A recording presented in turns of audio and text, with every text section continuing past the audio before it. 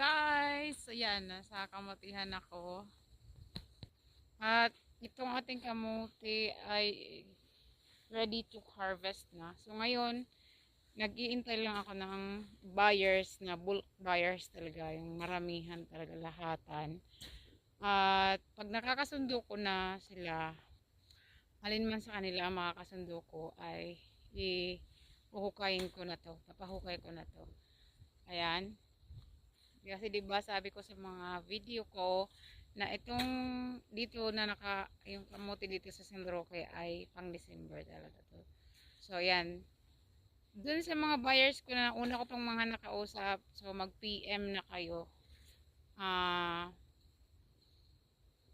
Ito ay 2 hektarya mahigit.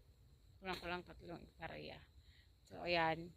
Pwede niyong bisitahin muna ang farm kung gusto niyo tingnan ang laman ng kamote. Gaya ng mga una kong customer na nakadeal.